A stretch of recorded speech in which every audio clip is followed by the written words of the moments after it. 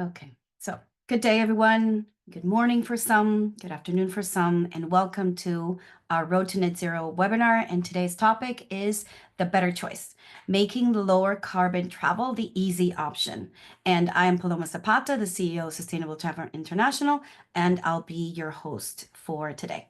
So today's conversation is really rooted on a simple insight that when this climate friendlier path is really the natural path for all of us to choose. When is the cheaper, when is the smoother, the more attractive option than the traditional higher carbon option alternative, then it's really the right option and no one has a second thought when choosing this option. However, getting to this point isn't that simple. It's just not that easy, right? So the average traveler really just wants a wonderful experience. They're looking for a wonderful experience, but more and more travelers are really looking for also more sustainable options. So they still face a jargon of, just like, names and things that they don't really fully understand, conflicting claims. There just really isn't an easy way to really understand what is that climate friendly or more conscious, travel option. So, it really creates a burden on the traveler to really select these type of packages. So this is what we're going to, tackle today.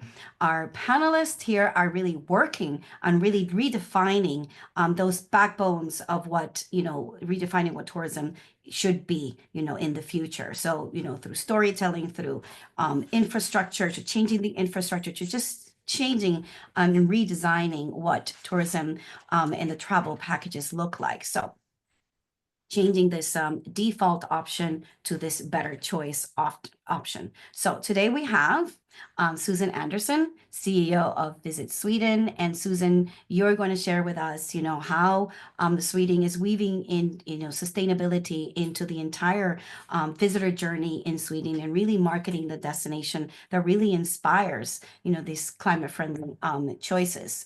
And Shannon Guihan, Chief Sustainability Officer of the Travel Corporation. Shannon is going to reveal how the Travel Corporation family of brands is really rethinking and redesigning trips to really invest in behind the scenes on this better choice and better option to make it more accessible for travelers. And Michele Harvey, Sustainability Lead of Butterfield Robinson Luxury Travel. So Michele, you're going to show us how Butterfield Robinson is really creating these low impact journeys that really deliver these richer experiences without really sacrificing the comfort. So we're going to have an hour today and really going to talk about these like clear, practical levers that are going to help us really shift and create more climate friendly journeys. So no guilt, no spreadsheets, just better vacations that just happen to be better for the planet. So quickly, you can actually be submitting your questions behind the scenes, and when you can do it, you can start it right away. If you already have questions, you can gear it to one of the panelists or just have broad questions.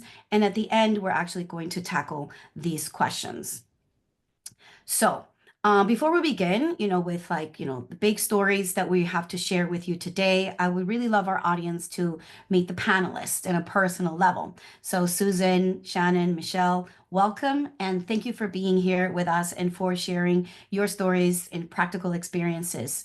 So I'm going to ask you two quick things just to take 30 seconds to introduce yourselves, who you are and your organization, and give us a personal story.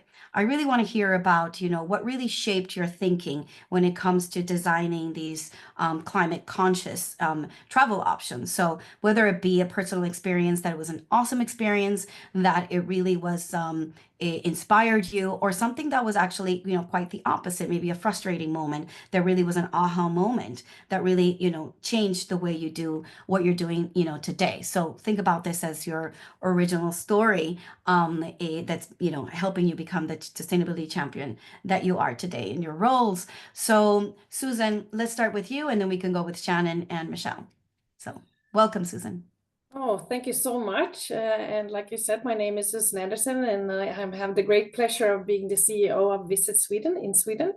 And we are 100% governmentally owned. And our mission is through efficient communication channels, market the destination of Sweden. So it's mainly that. So we try to do our sustainability part from the marketing point of view. And something personal from a travel experience, I think I'll go for something good. And I think one of the things that I love about my work is that I do have to travel a lot, but then you have to think about it from a sustainable point of view, and in all different kinds of environmental and economic and sustainable from the point of view of your time. And I just love now that I can take the night train from Stockholm to Hamburg, where we have our office, because it's sustainable in many ways, that I also can sleep. So that is one that I love from my point of view. Thank you. Thank you for sharing it. Yeah, we can never stop working when we travel, right? Always thinking. So, Shannon, thank you for being here, and please introduce yourself. Thank you. Yeah, hi. So I'm Shannon Guihan, and I'm the Chief Sustainability Officer and Head of TreadRight for the Travel Corporation. And for those of you who don't know, the Travel Corporation, or TTC, we're a group of travel brands. So we have 18 travel brands currently. They include Trafalgar, Insight Vacations, Kentucky, Uniworld River Cruise, and several smaller boutique or FIT businesses as well. So we run the gamut of expectations from consumers, age, understanding, awareness, and source market. We cover the US, Canada, Australia, New Zealand, the UK, South Africa, generally, and parts of Asia.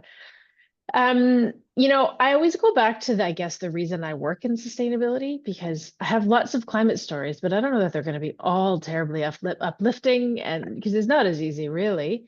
But my reason for being in this sector, I started as a sea kayaking guide when I was 16 in East Coast Canada, Newfoundland. It was at a time where the primary resource, which was fishing, collapsed entirely. So there were no fish to fish. And so the sector had just bottomed out. And it was this really interesting time where everybody was rushing to, well, tourism is the answer. It's the soft sector. There's no harm. It's just visitation. And well, we know that not to be true. And it was, very formative years before I started university. And so now, I can't get away from that lens. I can't go anywhere without thinking that. And I have either blessed or cursed my husband and my children for that same very reason. And it's just why, when I'm in a place and why I do what I do, I think the way I think, which is this. Fascinating. Yeah, I have a similar story. So I'm also inspired by my roots and where I come from. But Michele, thank you for being here, and please introduce yourself. Thanks, Paloma, and thanks everyone. And so I'm Michele Harvey from Butterfield Robinson. I coordinate B&R's sustainability journey, which is essentially, about implementing change, as we all know, across the business, and just strategizing on our efforts to improve these practices. So Butterfield Robinson is a luxury tour operator. We specialize in active, immersive travel experiences, and we're now around the world. We have our roots in Europe, almost 60 years ago, being guided by the philosophy of slow down to see the world. My personal inspiration story, a bit, like Shannon, I actually started out on rivers when I was 18. But fast forward to current day and the world of luxury travel. A recent experience I had that really showed me what we can do in sustainability. I always draw inspiration from this continent. I'm in Africa. And I always go behind the scenes when I'm visiting lodges to see the back of house tour, to see what they're doing. It's just so inspiring. But I was recently in Zambia, and we went, I was with a supplier or a tour operator who was determined to do everything to the nth degree around sustainability, including incorporating green technology. And he's subsequently pioneered this concept of silent safari. So, the experience I'm coming to was that it was my very first time in an electric vehicle beside being a golf cart. And it was a safari vehicle. And besides being completely in awe of his story of how he prototyped in his garage a Land Cruiser, took out the engine, put electric batteries in, trialed it out, put it through the hectic terrain that's common in Zambia, and saw that it could work. And but the experience when we were game driving, bearing in mind that all my adult life I've had access to this kind of experience, was the sensory experience. We don't realize, I hadn't realized till that time, one's senses can be quite depressed whilst suppressed whilst on safari. And I picked up a sound I'd never heard before. There was this sort of whooshing as we were driving. And I was like, what is this? There's something attached to the car. What's going on? And then I realized it was the tall grasses as we're driving through the thick sort of grass of the Kafui at the time. And it was a whooshing sound of grass. I'd never heard that in all my safari time over all these years. But the point of it is that there is an innovation, a determination, an operator who really pushed the limits to show what is possible. And, the takeaway for me was, how can we be bolder? If he can do it, if they can do it in these surrounds, what an opportunity for all of us. So that's my little inspiration of the day. Very inspiring. I mean, it's always interesting to meet these sustainability forward-thinking visionaries, right? I mean, it's always inspiring. So with this inspiration, let's start the conversation. So the first topic is, before we can even promote a package that we call climate friendly or low carbon or carbon conscious, we need to agree on what exactly does that mean. Right. So, we have a world full of these screen claims, and, frankly, it's just a lot of jargon out there that is confusing for both the travelers and even for suppliers to really understand. So how do we actually define this? How do we actually go from good intentions to really just like credible products? No. So, Susan, I'm going to start with you. So Sweden is famous for treating sustainability as a systematic, issue rather than just, marketing slogan. So I just, tell us a little bit more of what are those, measurement frameworks that you rely on to really decide where a tourism product really earns this climate friendly tag, and how do you keep those benchmark honest across those 21 regions and 290 municipalities? Well, it's not an easy question to answer, but if you look at the point of view from Visit Sweden point of view, we don't certify or evaluate tourism operators' sustainability efforts ourselves at all. We don't have that mission as from the point of view of the Swedish company or the Swedish government. But in general, Swedish tourism businesses are deeply committed to sustainability. So we also have to rely on others. We have to rely on our regions. We have to rely on our municipalities that we actually believe in what they are doing. And the most commonly used framework here, I would say, is GSTC on the certification regulated by the EU, like Ecolabel and Nordic Swan. Many operators are also starting to align with the new EU initiatives, of course, as the upcoming Green Claims directives.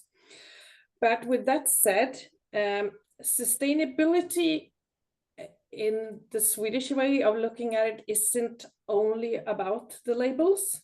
It's also a system level approach, also meaning that encouraging travel to different parts of the country during different seasons, also to reduce the pressure on hotspots. We don't have a huge problem with over-tourism yet, and therefore we have to work with it a lot so we don't get those hotspots that will be that in the future. So we encourage, of course, like Michele said a lot there in the beginning, we want the travelers to slow down, stay a lot longer, discover more while they're here. And I think that kind of is a mindset in our belief.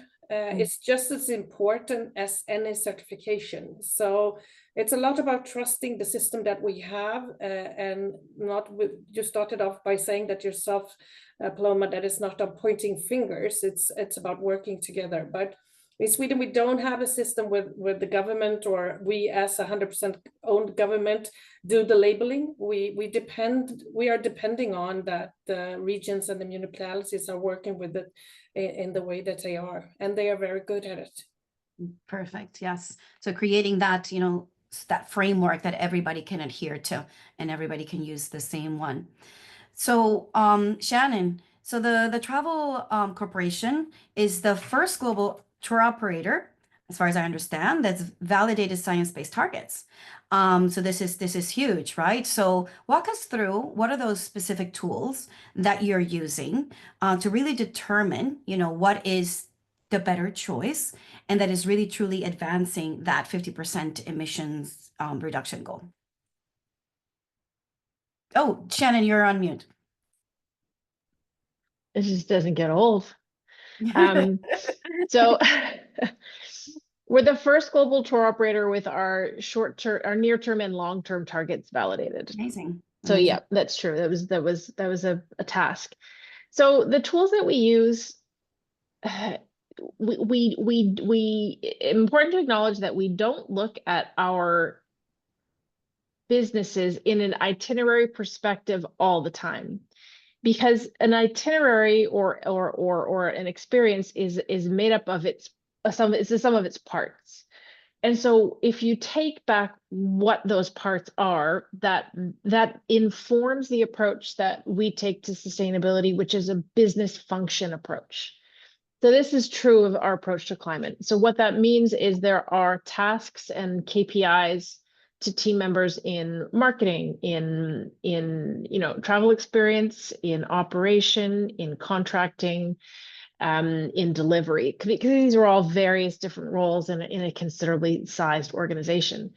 If you walk back then a little bit further from that, we have quite a lot of insights. Now, we're fortunate in that we have a team that's able to have these insights. We do have an online tool that we use for cloud-based GHG accounting. And we use a cloud-based tool because we have annual impact reports and our carbon footprint receives a third-party verification. On a trip basis, it's much more difficult, of course, because there is no tool, because it literally doesn't exist. And the ones that are out there are not appropriate for use at scale, unless someone tells me something's changed. I don't believe so. And so what that means is we have our travel experience designers do a manual process every 2 years where we measure up to 800 itineraries and calculate the carbon footprint from there. So it's an arduous task, but it's a really necessary task because in addition to that, we have an analyst on board, and that analyst is wonderful. And she works with my sustainability manager. And what we do is it gives us a fulsome view of where our most impactful options are going to be. So, for example, I know that if I address HVO or biofuel use with the intention to increase it in Italy, this will have huge impact of our overall carbon footprint, simply because Italy is a big region for us. HVO is currently available and subsidized by the government, therefore affordable.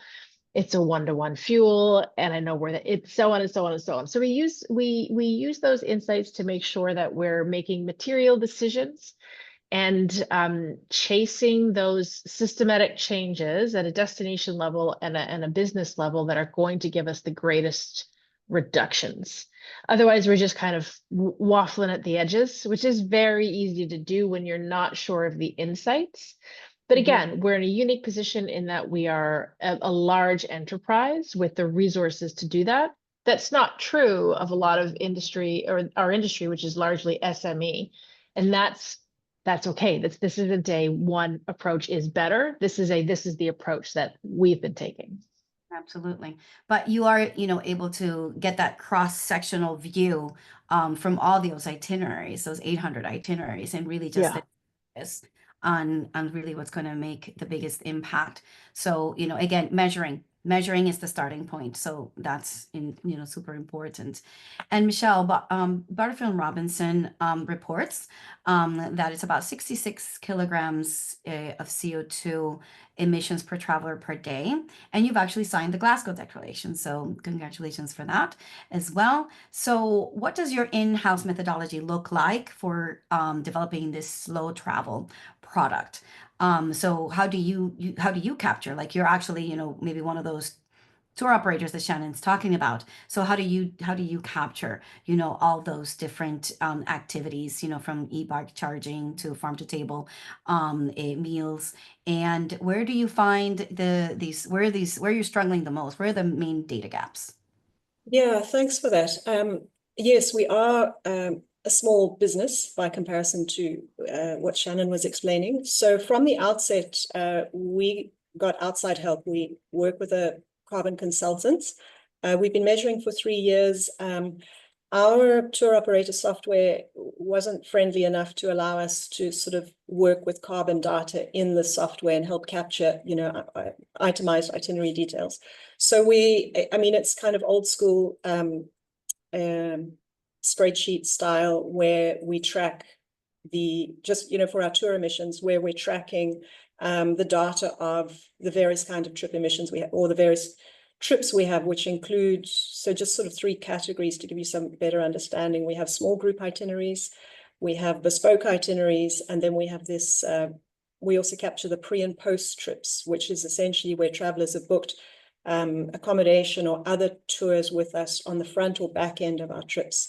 We don't account for international air. But with that data, so what I mean is that for example, the small group itineraries, we're looking at 70 trip codes. So that is, as you can see, compared to Shannon's example, that's a lot easier to look at your itemized day-by-day trip ingredients. So as I say, spreadsheet style, we usually have the person who's most familiar with the trip fill it in once a year and review it. If they can't, I'm doing it, and I'm referring to the itinerary, the trip overview, and then going back and forth with questions. And this comes out. We get the data at the end of the day, and we look at where we can make changes, what makes sense, what we're able to do.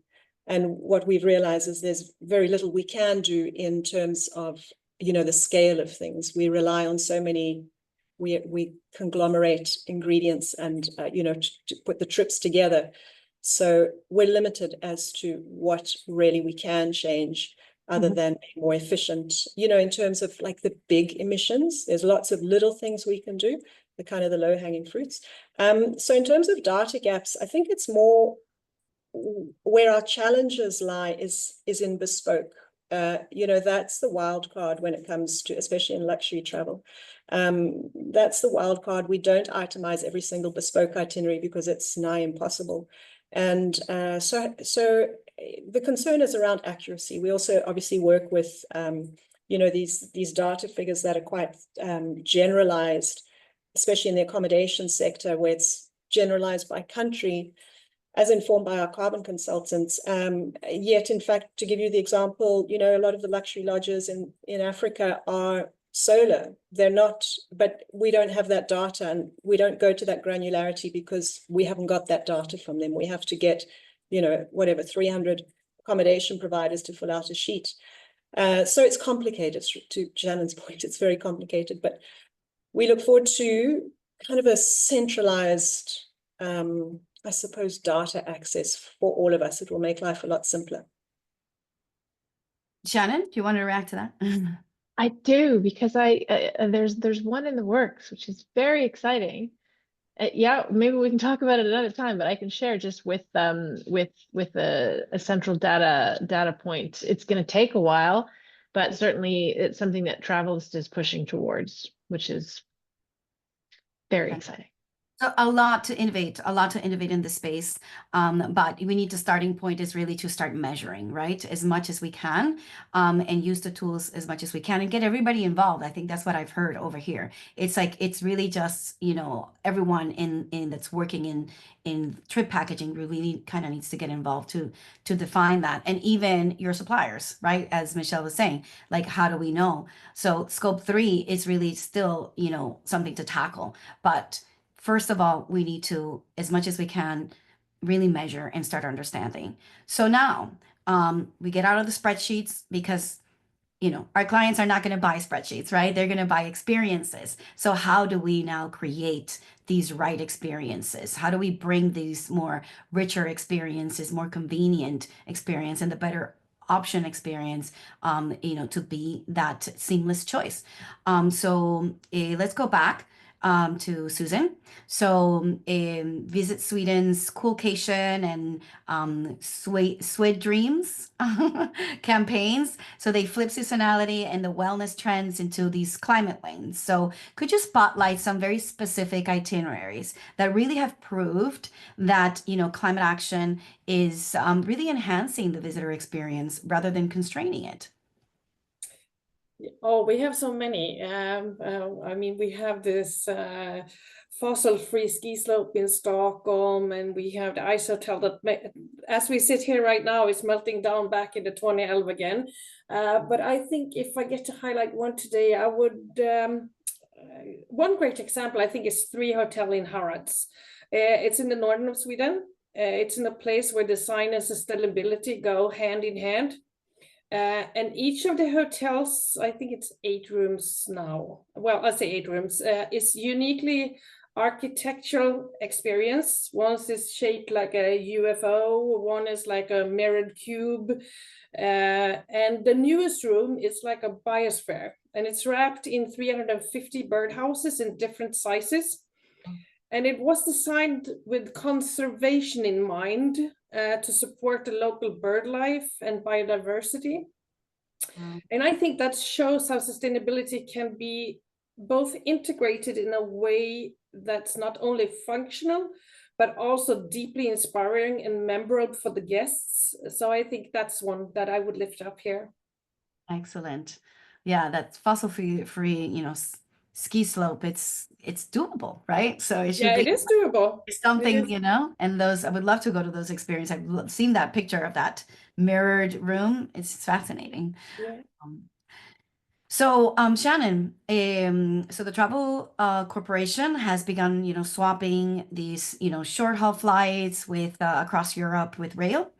And you're also piloting, I think, some electric coaches in some Kentucky routes, and you're doing, so many different things. So tell us what, with some real life experiences, what has really given, the best guest satisfaction and still meet those environmental savings? That's a great question. And it sort of identifies a weakness on our behalf because we've taken the approach over the years that to make these changes are just our responsibility. Mm-hmm. And we've had some wins with explaining them to guests and some not exceptional attempts at explaining them to guests. Because at the end of the day, it's a vacation. And a lot of people would like to leave the multitude of challenges out in the world these days behind. And the concept of sustainability is one of those. And so we really try to take a what's in it for me, how does this make things better approach, which is not difficult from our perspective, right? It's easy to explain why this is a positive thing that you should feel good about.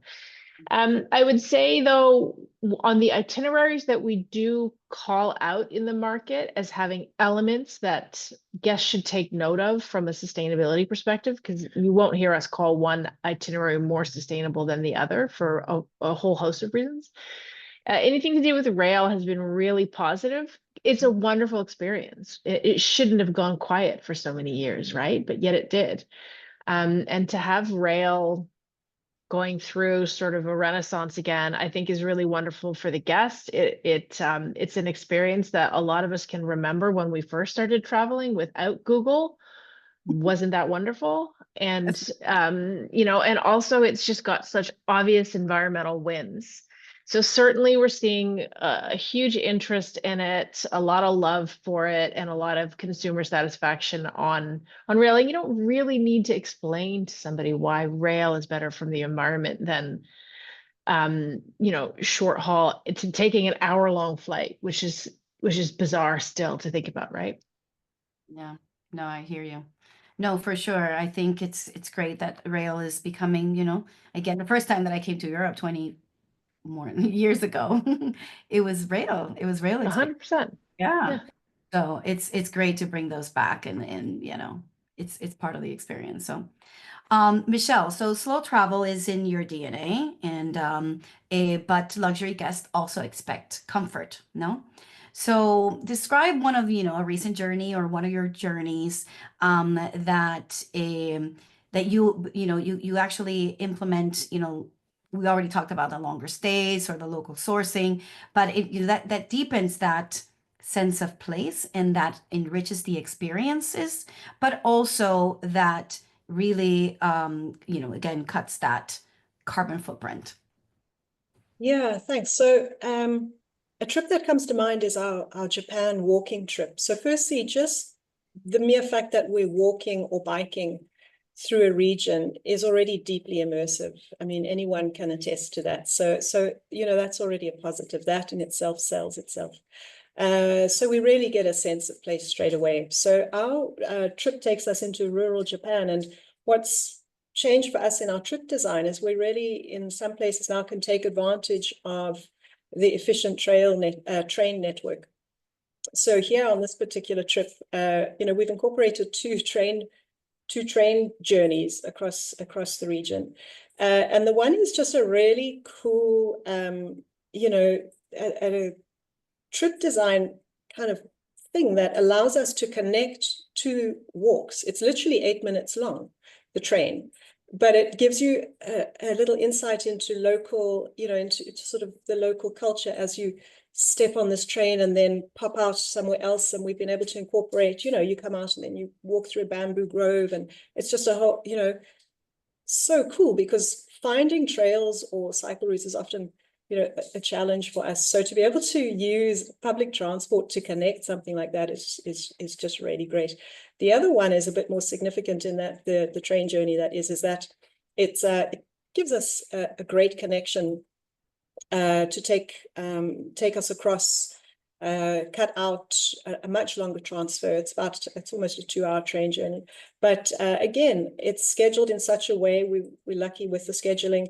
We can do an immersive activity in the morning at the place we're in, visiting a local temple, and then continuing getting bento boxes of lunch. The guides have pre-ordered these sorts of things. So you step on the train like everybody else, all the locals there with their little lunch boxes. The thing happens over lunch, this transfer.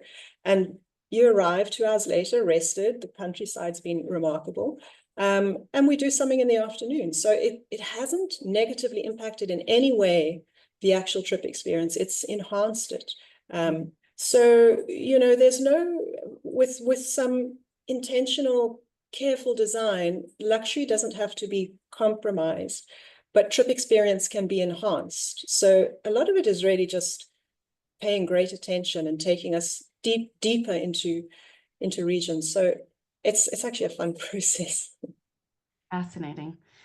So now we've heard, about very, specific examples, of how we're building these products.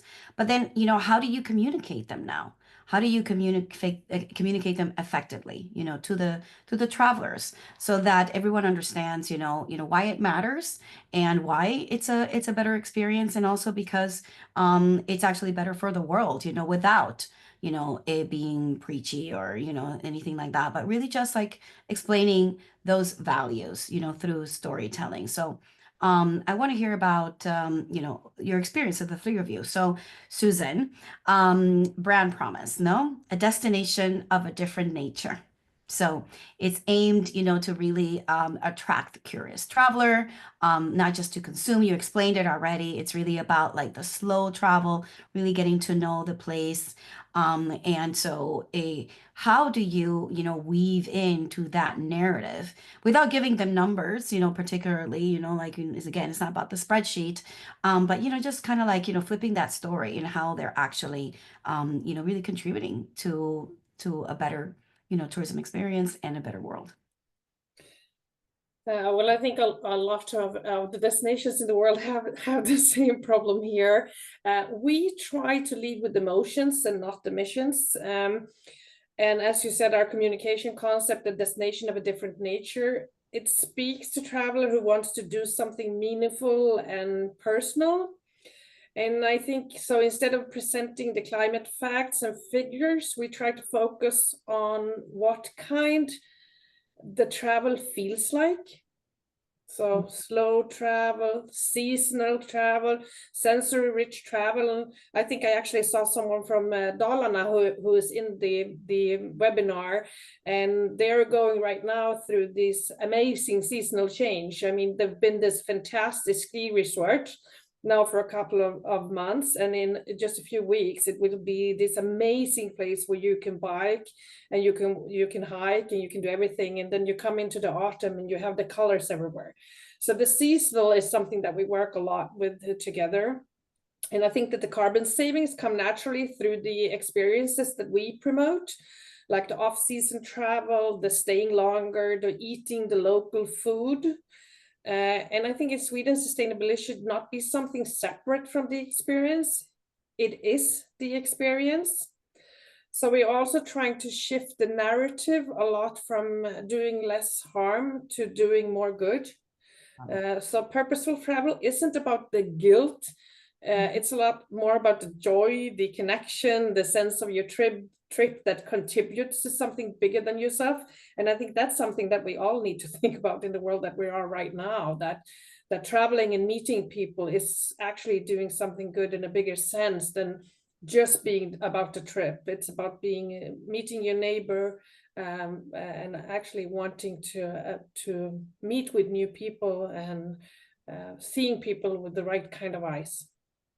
I really love that what you said, you're leading with emotions and the positive emotions. So like that's like a key take back, for everyone. I think that's really important. So, Shannon, the Travel Corporation, you market through dozens of brands. You already told us it's a suite of different brands. So what communication tactics have proven most effective to really turning these like better option or these more climate conscious travel features into bookings? I turned off my mute. Good, good. Yeah, it's certainly different, and we've seen varying degrees of success. So Kentucky is the youth brand, right? It's 18 to 35. And it's a social brand, and we have found a lot of storytelling has been really incredible and valuable for those brands. And working a lot with sort of micro influencers who are representative of our market. That's also really important. Guests need to see themselves in the experiences that they're going to. So with Kentucky, the other thing with Kentucky is they've put a little cheek into it. They try to take these really heady topics and they try to make it a bit clever and a bit lighthearted and more of a not to be diminutive, but to say this is why making this choice is for the good, rather than through guilt and through anything else. So that's been a really, really great journey.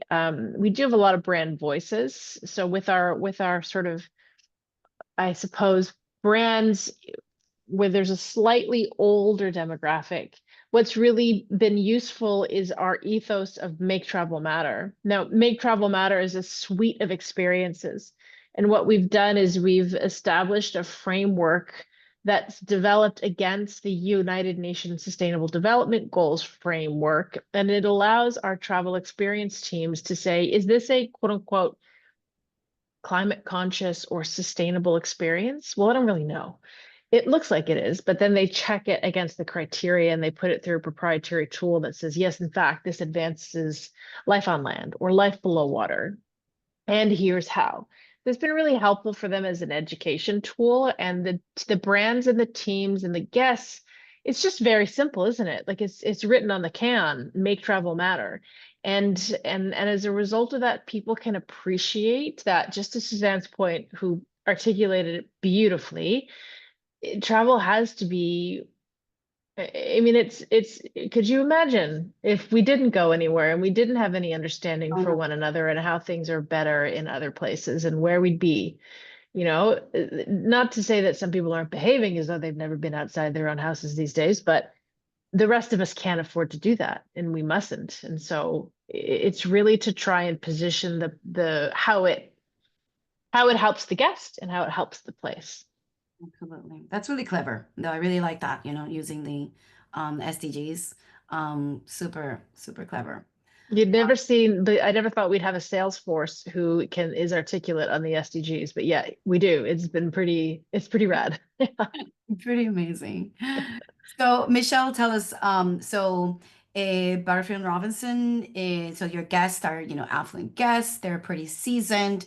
So how do you pitch, this 40-kilometer cycle day, a train transfer, that is actually an upgrade? I mean, you talked about already, how this is immersive experience, but tell us a little bit more, on what is those, maybe some words that, that really resonate, some visuals that really help, land that message that you're trying to convey. Yeah, thanks. So we're a biking company, so biking is never an upgrade. It's part of the deal. It's what makes it so fun. So people come looking for that experience, and we talk to things more holistically and a bit similar to, actually it's similar language to what Susanne and Shannon are saying. We talk to, the message is about slowing down. The message is about connection, immersive travel. We're still learning how to actually communicate sustainability and the climate language. I mean, we are still learning that because there is always this fear of being perceived as greenwashing. What we are saying is that what we do communicate, we try and make it as clear and relatable in the language we're using. So we do say that we have climate commitments. Our trips we offset all our trip emissions. So we actually say our trips are effectively carbon neutral. And we go further and use that opportunity to try and educate as well, explaining our commitments to net zero, give some tangible examples on what we are doing to try reduce emissions, and then really speak to the experiences that the support that we have to projects through our Slow Fund, speak to that, our support of biodiversity. And just to sort of elaborate a bit on that, I can give two examples. One is, for example, in Puglia, there's the region we bike through, that landscape's been decimated by a bacteria, Xylella. It's destroyed over 21 million olive trees over the last decade. So you can imagine there was this incredible landscape we would cycle through. We still go through it, and it's really heartbreaking. But the good news part of it is that there's an NGO that we now support.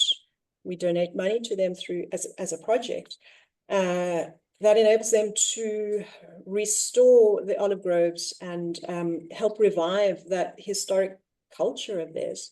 And, that is also a climate action. So we actually talk to the impactful experience the traveler can have in region through these projects. Feedback we get from travelers is on trip. I can't say that we're seeing bookings coming through because we're talking sustainability or climate language. I think people are coming to us really because they're looking for the authenticity in the trip experience. We get feedback after, or on trip or after, with when people refer to these experiences, these impactful experiences, like the one I've just explained, where people interact with the farmers in the olive groves and understand, and then they can see they're part of the solution. Yeah, I think I'll leave that. Those are the examples. The emphasis needs to be around the holistic, impactful nature of travel, rather than focusing on a very kind of zoned in climate language. Changing the narrative like that, I think it makes sense to the traveler, most importantly. Absolutely. Totally agree. Well, we've learned a lot. And I really want to also give some chance to the audience to ask some questions.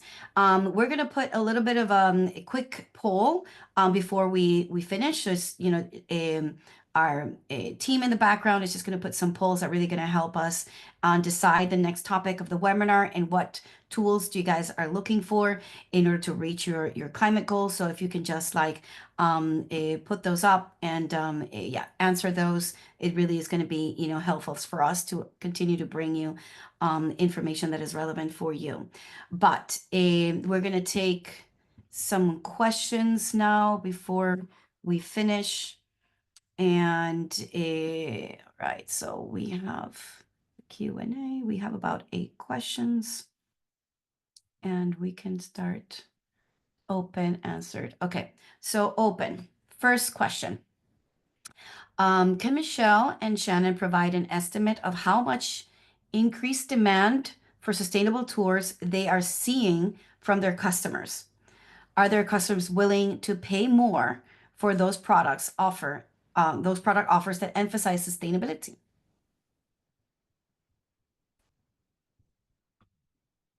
You want to go first, Michele?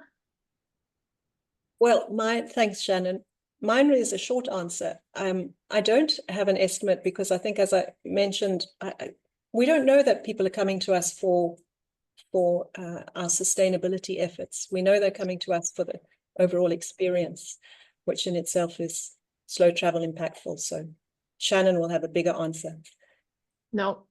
I can give you some guidance, but I won't have any better an answer, because I think that what Michele's true is true of just about every tour operator, full stop. There's going to be travel sentiment surveys, and Booking.com will have just released weeks ago its most recent traveler sentiment survey. It's powerful. Travelist has some stats out.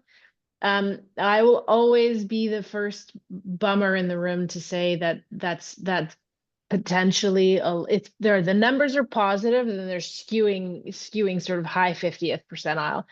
At the same time, we don't have any actual traveler booking stats, and I would be mindful of much that's out there that states that. I would say sustainability, I reckon it's still sort of tertiary decision. You've got location, price, date in some order of priority, and then perhaps we see it as a deciding mechanism between a similar operator and ourselves. So, and I think that that's okay. I think that what my position is that the market has come to expect this of businesses, and that is okay. And we're here to meet them. There's lots of other opinions, and people can argue with me on that. And perhaps it's an opportunity from a more money, more sales capacity, but we just haven't taken that approach. Yeah. To put in a few words, Paloma, from the point of view that we've made target group analysis for the target markets that we had for over 20 years, and we can see a shift in the interest in the sustainability point of view. And also, since a lot of people know that Sweden is one of the pioneers up there in the sustainable point of view, they do tend to don't want to answer if they are willing to pay more for it, though. So I think it's a difficult question. Yeah, absolutely. Something still to tackle. The next question is, I think this is for Shannon, maybe. What is the cloud-based tool that you use for carbon accounting? Sure. So that's primarily useful for scope 1 and 2, and most tour operators have very little scope 1 and 2. And so we're just shifting onto a tool called Persephone, and that's to govern offices, if you are a hotelier and you own hotels or coaches or transportation mechanisms or cruise ships for that matter. Though for cruise, we'll use a different tool because it's a marine unique tool. So it doesn't cover our trip emissions. That's a lot of us are still using Excel for all the obvious reasons. Yeah. Yeah, I hear you. So, Shannon, it's another question for you. What is a central data point that is in the works? I'm really curious to understand more about this and to better gather this data for each destination and provider that we work with. I don't know if I understand the question. What is a central data point? Did I say something about that? Yeah, What is Or- the I think so, Shannon. Perhaps they're referring to Travel List. That Oh, yes, Ah. that's right. Thank you. Sorry about that.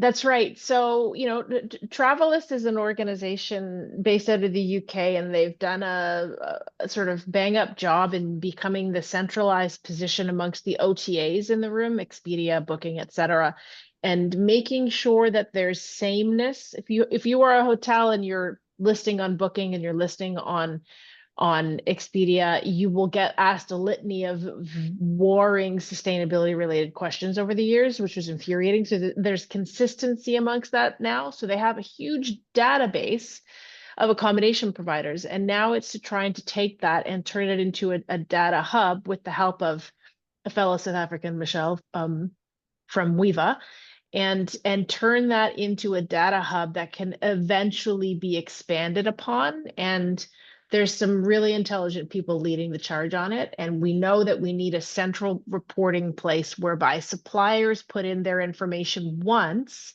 and the rest of us pull out of it. That's the only way this is going to see any sort of just transition, because most of our suppliers are shared and most of our suppliers are SMEs. And so they don't have the time to report to everybody and their grandmother, and it's simply not okay to ask them, in my opinion. So this is the approach. It's going to take a wee while. Yeah.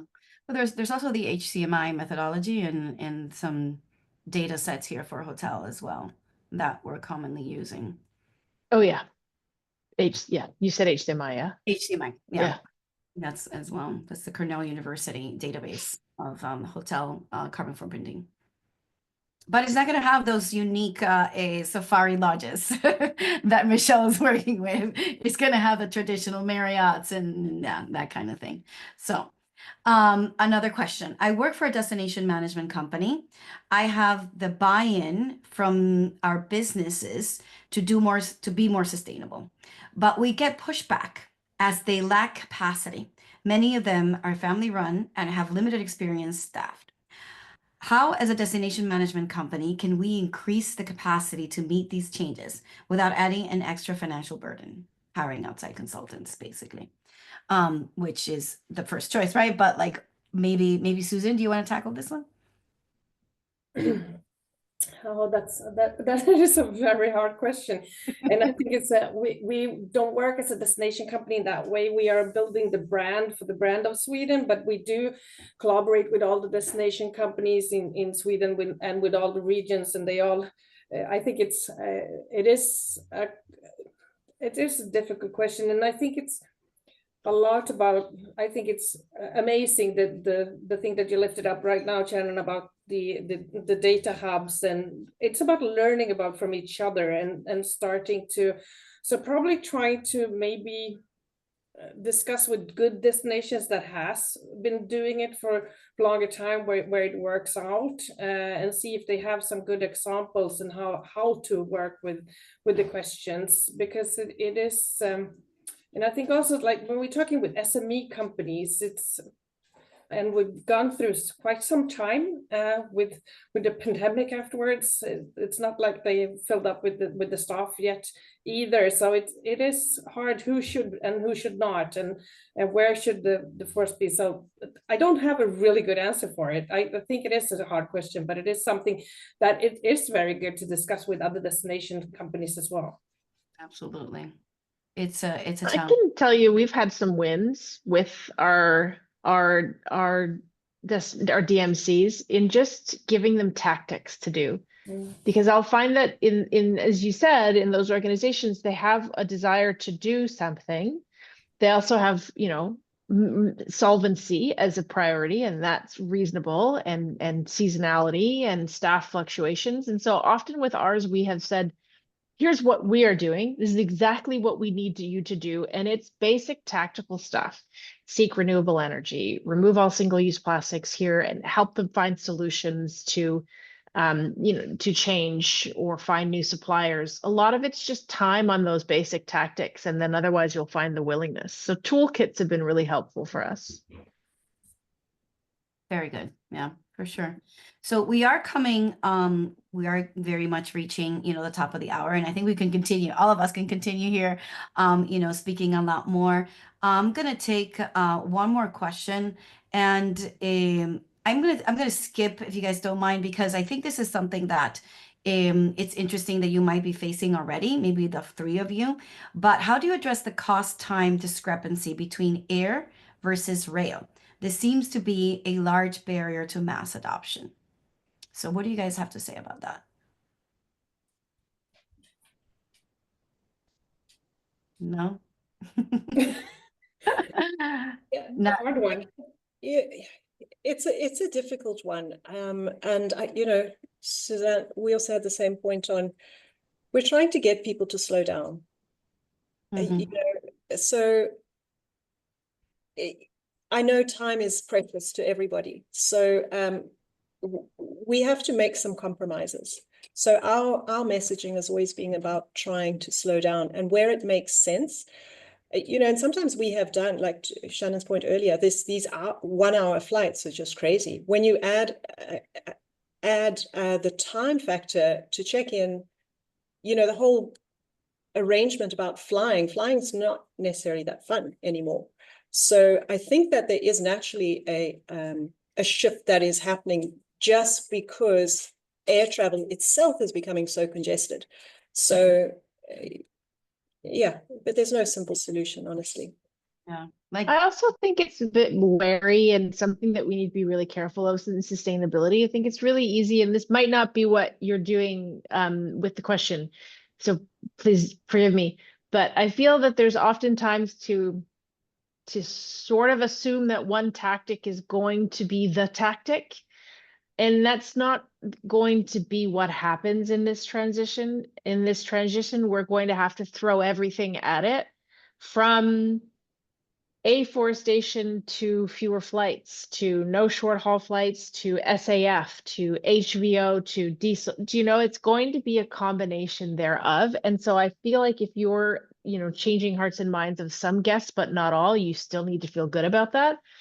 I can take the train to Valencia for meetings, but to get all the way to London is just, I don't have the time to go both ways, but I can do one way. So I think it's just trying to throw all things at it that we have in the toolbox, and no one company approach is necessarily better than or equal to another, and that also needs to be okay.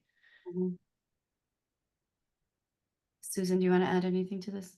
No, I think it's exactly that, and I'm glad you said it, Shannon, because I'm looking at where we're from. I mean, if we should take the train from Malmö to Kiruna, we will never get there. I mean, it's amazing to do if you have a week, but if you're going up for a business trip in one day, it won't be. And then you have to make sure that the flights are going to be more sustainable in the future, and that has to be done as well with the green transition and everything. So I think it's not just one solution. We have to pitch in everything we do. We have to look in what we do when we're home. We have to look in what we do when there are tourism. We have to look in all points of view. And that's the only way it could be working in the future if we want it to be this amazing place where we're at right now for our children's and the grandchildren's and their grandchildren's. So it's something that we have to look inside ourselves and just make sure that just don't walk what do you say, walk the talk or talk the walk. I mean, you have to actually do what you're saying as well, not write down these nice things that you're supposed to be doing. You have to also do it. Yeah, no, absolutely. We're getting to the top of the hour. I just want to add one more thing, that also I think there's still a lot more improvement in the whole rail experience, that I think the more we start using it, the more it becomes important. It just needs to become more convenient, faster, better internet, better connections between, you know, maybe different countries, let's say in Europe, within Europe. So I think there's still a lot of opportunities for rail to become, you know, more accessible, and then really, you know, we can reap the benefits of rail.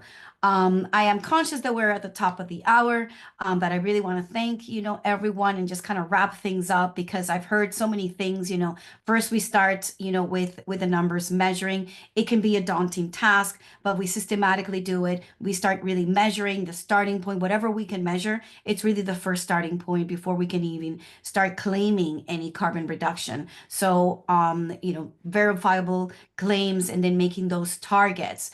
And so then design, you know, redefining the guest experience. I heard a lot about that. You know, it's all about creating this richer story for travelers, and really just, you know, including those better options, or, you know, these lower carbon itineraries. But again, really thinking about the experience first. And then speaking human. You know, basically, you know, talking from the heart, and really just having that that right message, that emotional message that really resonates, and educate. You know, so I've really heard about that. It's really about educating the consumer and what they're doing and why they're doing it, but without, you know, again, connecting with them at an emotional level. So, thank you guys again for bringing in your enriching stories and your experiences, for really sharing with our audience. We have a sustainable travel suite of tools that can help you with measurement, with climate action planning, carbon offsetting for unavoidable emissions. We also do training and capacity building, and also telling the story, creating those, you know, guidebooks as well, so that you can help you educate the consumer. I really want to thank the panelists for, again, your experience. So thank you so much, Michele, Susan, and Shannon, for being here with us, and for the audience as well, for coming and to converse with us, to hear us, and then to have those insightful questions that we would like to address, but we couldn't get to all of them. So on behalf of Sustainable Travel International, I want to thank all of you. I want to close this this session, and, you know, really, you know, help you guys, you know, starting on Monday and tomorrow morning, to really kind of think again on, you know, how to start changing the perspective in the tourism journey, and creating those awesome packages that are better for the world, and then communicating them effectively with your audience. So stay curious, and travel safe, and travel conscious friendly, or carbon friendly. All right, guys. Thank you so much. Thank Thank you. you. Bye-bye. Bye.